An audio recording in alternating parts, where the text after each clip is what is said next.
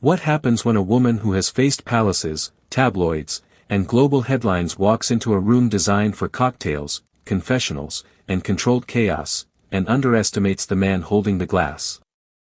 On a Thursday night in Manhattan, inside the neon-lit clubhouse of Watch What Happens Live with Andy Cohen, the air felt different. It always hummed in that room. The space wasn't large, but it pulsed. Purple light washed over exposed brick. Bottles behind the bar shimmered beneath studio beams. The audience, packed shoulder to shoulder, radiated anticipation like static before lightning. Thursday nights were unpredictable here. Housewives had flipped tables. Actors had spilled secrets. Pop stars had overshared under the soft persuasion of alcohol and applause. And at the center of it all stood the architect of that chaos, Andy Cohen. He knew this room like a chessboard. He knew when to press, when to laugh, when to let silence stretch just long enough to make someone uncomfortable. His charm wasn't loud. It was precise. A smile delivered at exactly the right second. A question that sounded harmless but carried weight beneath it.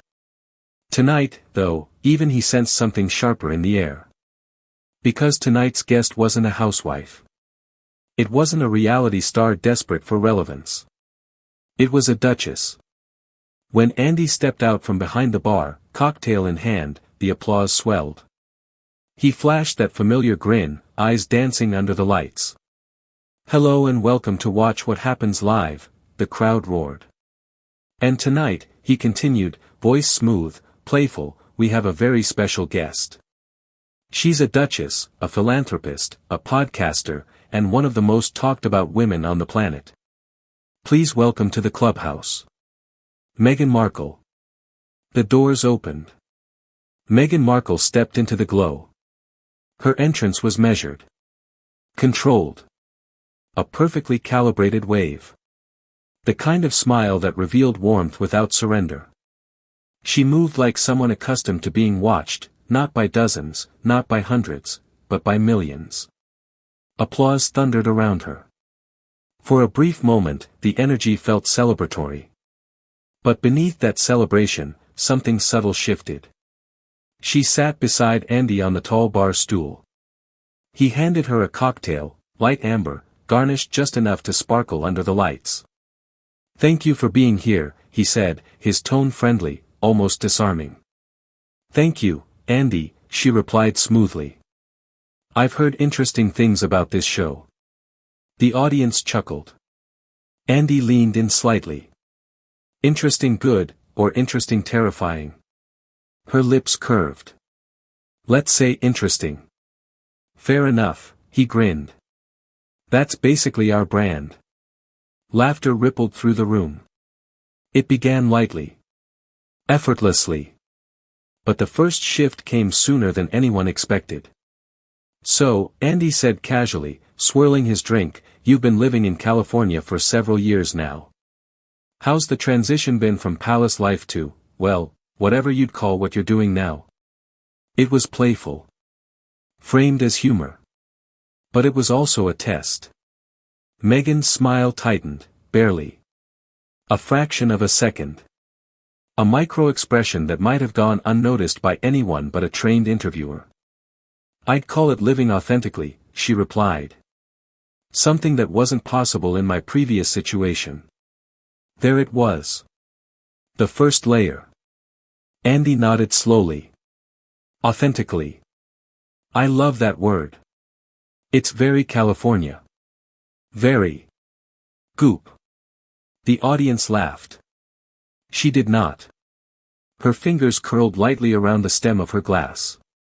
"It's about truth." "Sure," Andy replied smoothly. "So what does authentic Meghan look like? Walk me through a typical day." A harmless question. Or so it sounded. Her posture stiffened slightly. "I don't think in terms of typical days. Every day is different." "Sure, but like," Andy continued, playful but persistent, "are we talking early riser? Meditation? Green juice? Manifesting abundance?" A few audience members laughed again. She tilted her head. I'm not sure why my morning routine is relevant. It's not, Andy smiled brightly. That's kind of the point. This is a late-night show. We ask silly questions. A beat. Or at least it's supposed to be. A subtle murmur in the crowd. The first flicker of friction. She inhaled carefully. I take my time seriously. Right. The foundation work, Andy pivoted. Tell us about that. What are you actually doing? It was direct now. Clear. Meghan leaned forward slightly. We're addressing systemic issues. Mental health. Women's empowerment. Children's welfare. That sounds amazing, Andy nodded. Can you give me something specific? A program people could look up. Her jaw shifted almost imperceptibly. Why do you need specifics? The audience reacted to that. A quiet shift. A hum. Andy laughed, but it wasn't mocking. It was surprised. I mean, because I'm curious. The energy in the room thinned.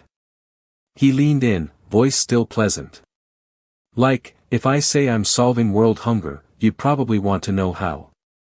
The first ripple of applause broke out, uncertain, but there. She didn't clap. Didn't smile. The work speaks for itself, she said evenly.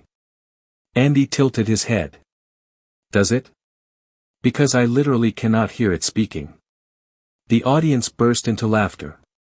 A flash of something crossed her face, irritation. Shock. This wasn't the reception she anticipated. The lighting suddenly felt harsher. The room smaller. She straightened her back. This is exactly the kind of superficial coverage that makes meaningful discourse impossible. And just like that, the temperature dropped. The laughter faded into tension. Andy blinked once. Calm. Superficial. I asked what you do. A pause. You said things. The audience inhaled collectively. This was no longer playful banter. This was something else. Meghan's fingers tightened around her glass. Perhaps you're not equipped to understand deeper work. And there it was. The moment. Andy's eyebrows rose slowly. Oh, he said softly, turning toward the audience. Did she just call me stupid on my own show? The crowd erupted, half laughter, half shock. Meghan's eyes widened. I did not, you implied I'm not equipped, Andy said lightly. That's how smart people call someone stupid without technically calling them stupid. The applause grew louder. And for the first time, the dynamic had clearly shifted. Not because of volume. But because of control. Meghan's composure, so carefully constructed at the entrance, began to show faint fractures. She set her cocktail down, a little too firmly. This is not the kind of interview I was expecting. What were you expecting? Andy asked calmly. Something more supportive. The word hung in the air. Supportive. The audience murmured again. Andy's smile softened, but his eyes sharpened. I support you giving me real answers, he said. The tension became tangible now. A pressure behind the ribs. Camera lenses zoomed slightly closer. Producers shifted behind monitors.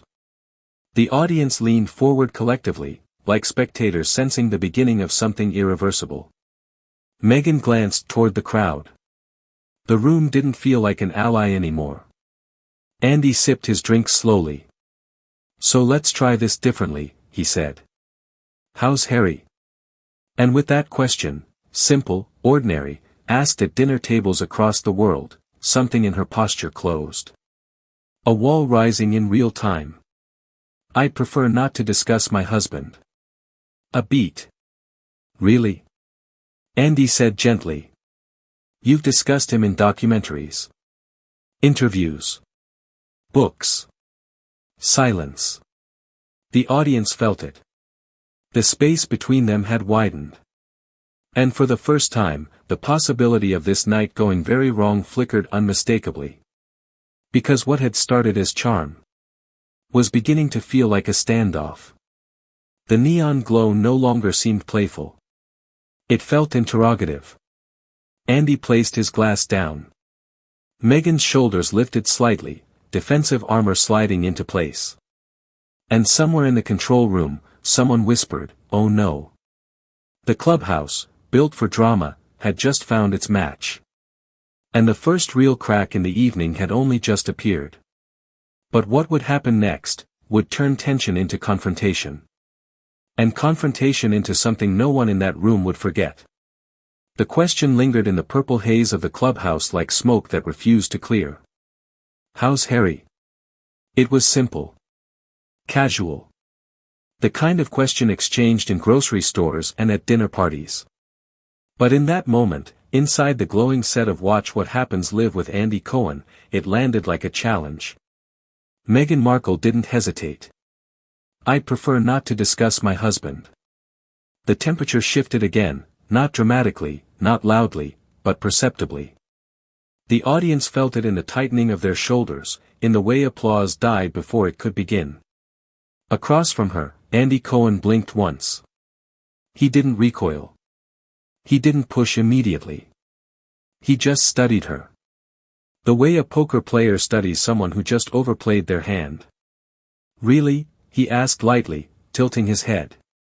"You've discussed him pretty extensively in interviews. Documentaries. Books." There was no malice in his tone. No raised volume. Just precision. Meghan's fingers interlocked in her lap. A small but telling move, anchoring herself. Some things should remain private. A faint murmur passed through the crowd. Andy nodded slowly, almost sympathetically.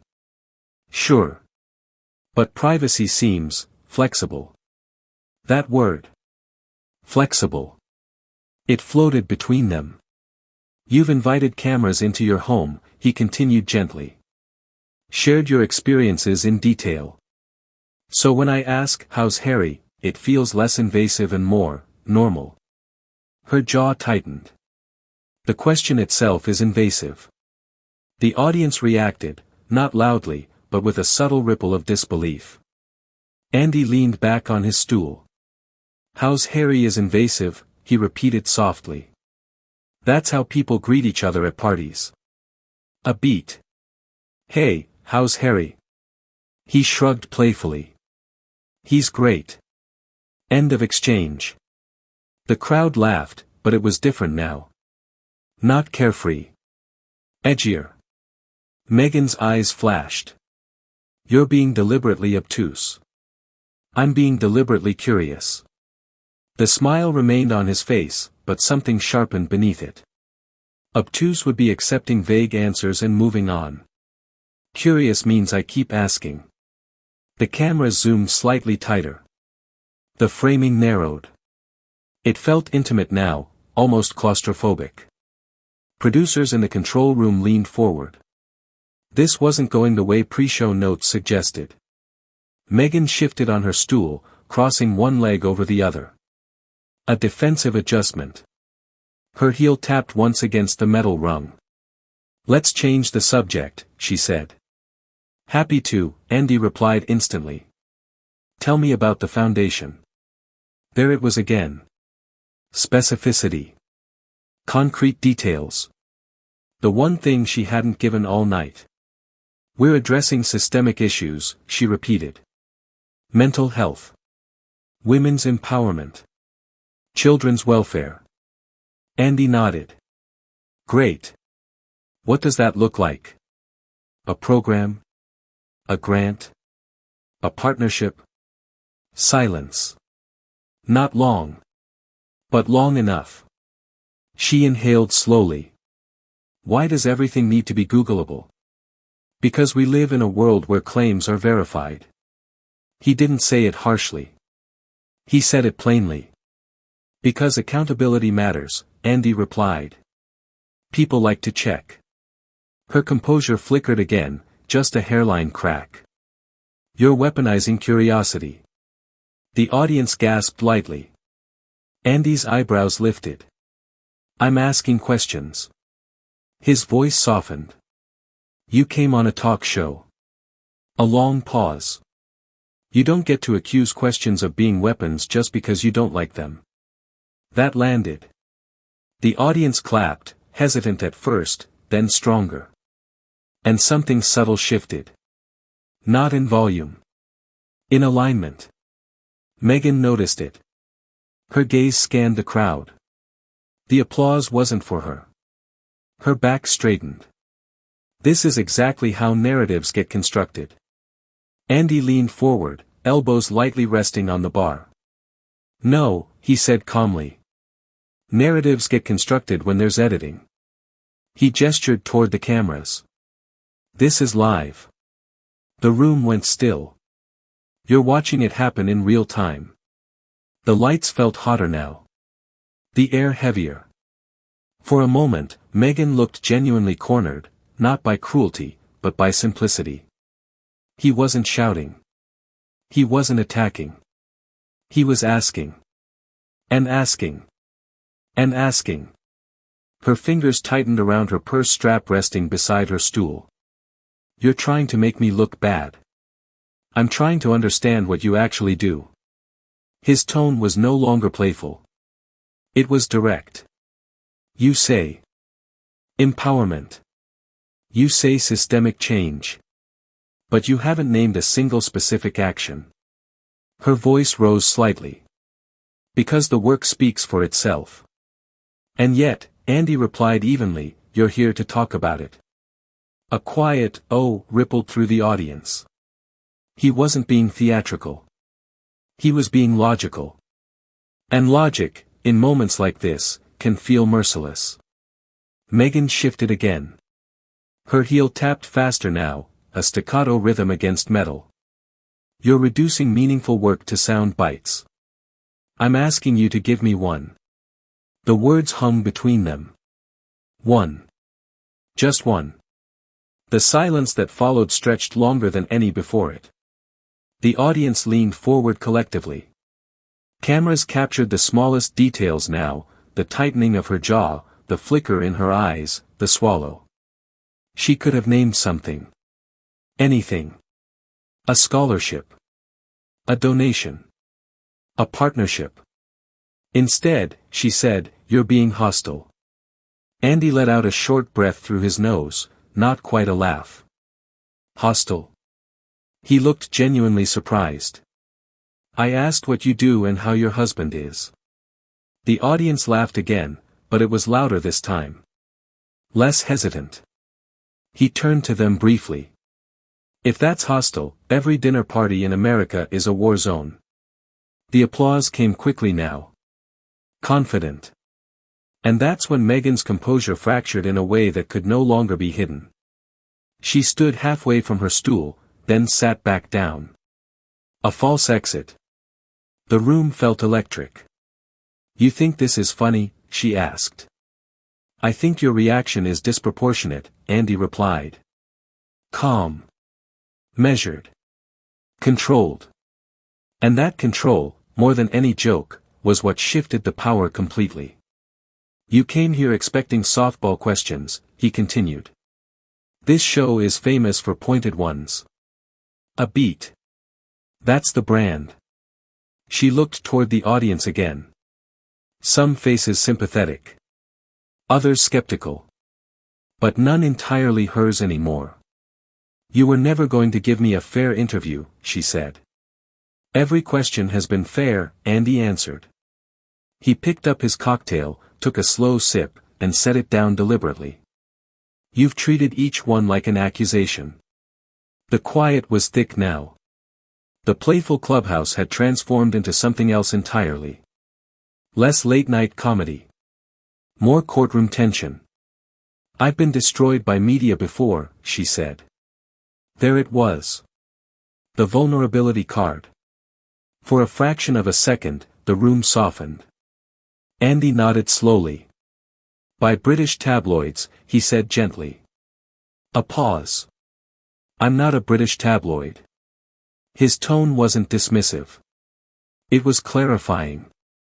I'm a talk show host with a cocktail asking basic questions.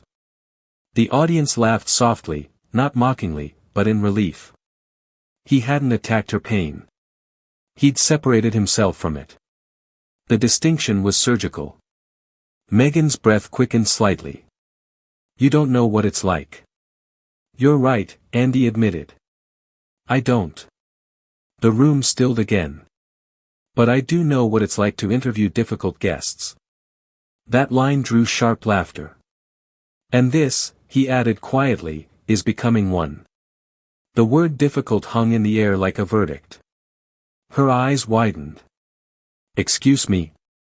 You've made this harder than it needs to be, he said calmly. I was ready to play games. Spill tea. Have fun. A beat. You turned it into a standoff. The audience clapped, not wildly, but decisively. The shift was complete now. Meghan reached for her purse. Slowly. Deliberately. I'm leaving. The words felt heavy. Real. Not theatrical. The room gasped. Andy didn't move. He didn't plead. He didn't panic. That's one way to handle it, he said quietly. Another beat. Another would be answering a question. The audience exhaled collectively. The tension peaked, like a wire pulled too tight. She stood fully this time. The stool scraped loudly against the floor. Microphones picked up the sound, harsh, grating. Her hand moved toward her mic pack at her waist. And for a moment, a suspended, electric moment, it looked like she might rip it off on live television. The control room froze. The audience held its breath. Andy remained seated. Watching. Waiting. Because he understood something crucial. If she walked out now, the story would no longer be about questions. It would be about reaction. And reactions, especially on live television, have consequences. Meghan turned toward the exit. But just before taking that first step, she stopped. And turned back. Eyes blazing. What's that supposed to mean? She demanded. Andy met her gaze. And delivered the line that would ignite the final explosion. And what he said next would ensure that this wouldn't just be another tense interview. It would become legend. There is a moment in live television when everyone knows the line has been crossed. Not a scream. Not a thrown glass. Not a profanity. Just a sentence that lands too cleanly. Too precisely. And cannot be taken back. Meghan had already turned toward the exit of the neon-lit set of Watch What Happens Live with Andy Cohen. Her hand gripped her purse. The stool behind her still vibrated faintly from the force with which she'd pushed it back. The purple glow of the clubhouse no longer felt playful, it felt exposing. The cameras were closer now, tighter frames capturing every breath. Then she stopped. Turned. What's that supposed to mean? She demanded. Across the bar, Andy Cohen didn't flinch. He didn't rush. He didn't retreat. He rested one hand lightly on the bar counter, cocktail untouched now, condensation sliding slowly down the glass. It means, he said evenly, that every story seems to end the same way. The audience froze. Not a cough. Not a shuffle. Just silence. You have conflict with your family, he continued, voice calm but steady. Conflict with British media. Conflict with American media. Conflict with interviewers. And now conflict here. He tilted his head slightly. At some point, you have to ask what the common factor is. The words did not echo. They landed. Heavy. Direct. Unavoidable. Meghan Markle stared at him, eyes wide, the carefully constructed composure from her entrance finally shattered. For a fraction of a second, she looked less like a duchess and more like someone cornered by a truth she did not expect to hear spoken out loud. How dare you, she said quietly. But the volume didn't matter anymore. The audience was locked in.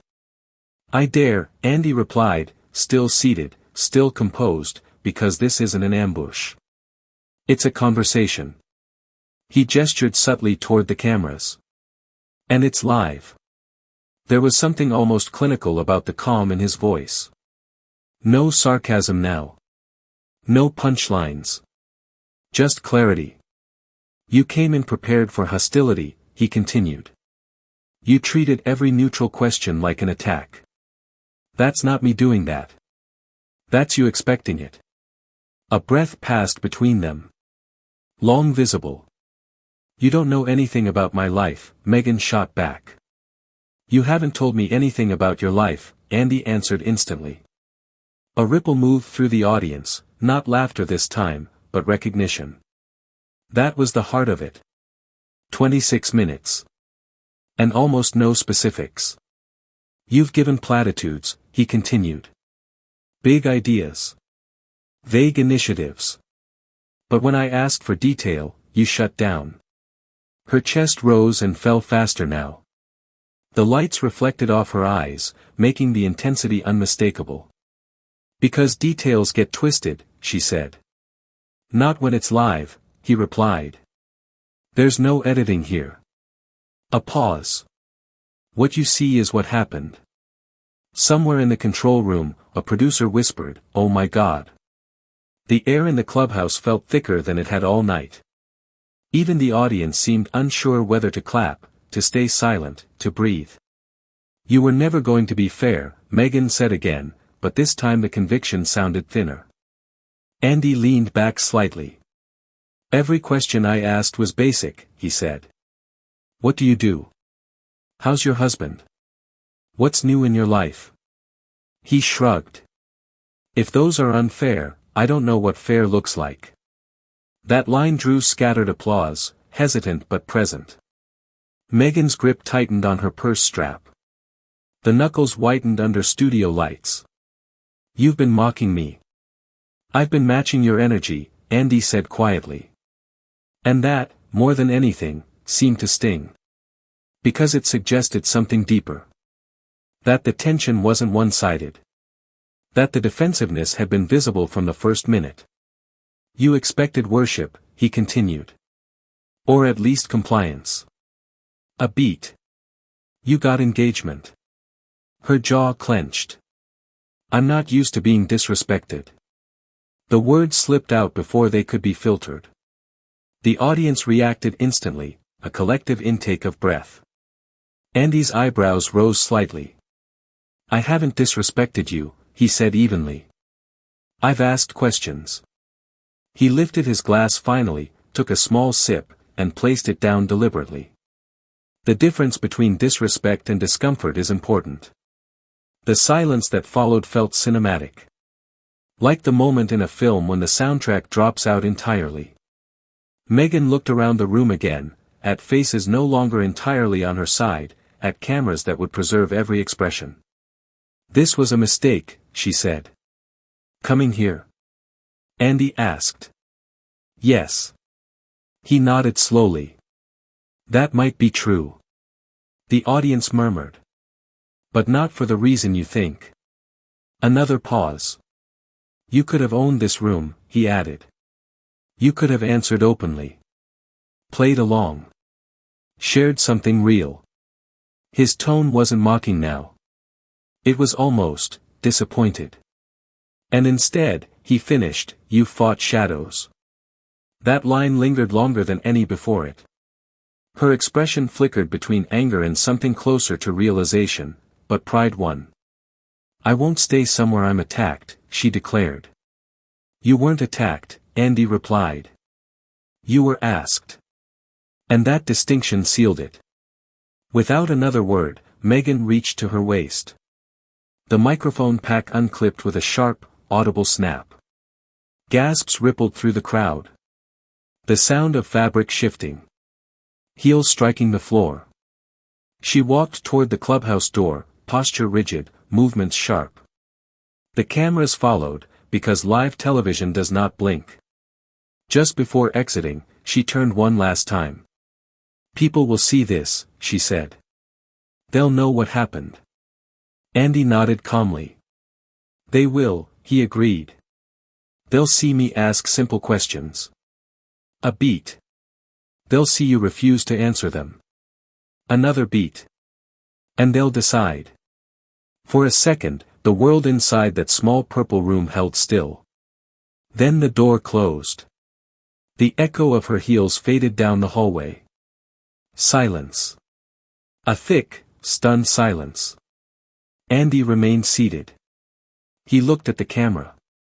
Exhaled. Well, he said, voice light again, almost impossibly so, that happened. The audience burst into applause, not wild cheering, but a release. A collective exhale after holding tension for too long. We're going to take a quick break, he added smoothly. When we come back, we'll do the after show with someone who actually wants to be here. That line drew the biggest reaction of the night. But beneath the applause, something else lingered. This hadn't been a shouting match. There were no insults hurled. No screaming. No chaos in the traditional sense. What made it explosive was restraint. Precision. Two people who understood optics, and one who underestimated the environment. Because the clubhouse had rules. It rewarded quick wit. Honest answers. A willingness to laugh at yourself. And that night, one person played by those rules. The other did not. In the hours that followed, clips would circulate. Social feeds would light up. Comment sections would divide. Some would argue Andy pushed too hard. Others would say he did exactly what hosts are meant to do. But anyone watching live knew something simple. The power dynamic had shifted the moment defensiveness replaced openness. The night had not been about royalty. Or media. Or foundations. It had been about reaction. About how we handle being questioned. About whether curiosity feels like threat when you're not prepared to respond. Back inside the clubhouse, Andy adjusted his notes, smile back in place, professionalism intact. The show moved on, because live television always does. But something about that purple-lit room felt different. Quieter. Sharper. A reminder that charm can cut when necessary. And that sometimes, the most dramatic explosions aren't loud at all. They're composed. They're measured. They're delivered with a smile and a raised eyebrow. The clubhouse lights dimmed slightly as the show rolled into commercial. And somewhere far from Manhattan, a headline was already being written. Not about scandal. Not about insult. But about a moment when the lights didn't blink. And neither did the host. Now it's your turn. Was Andy too relentless? Or was he simply doing his job? Did Meghan walk into an unfair arena, or did she walk out of a fair one? Drop your thoughts in the comments below. If you felt the tension, if you watched that silent stretch, if you saw the moment everything shifted, make sure to like this video so more people can join the conversation. Subscribe for more deep dives into the moments that changed live television forever. And share this with someone who remembers exactly where they were when the clubhouse went quiet. Because in that purple glow, under those unblinking cameras, a conversation became a reckoning. And none of us looked away.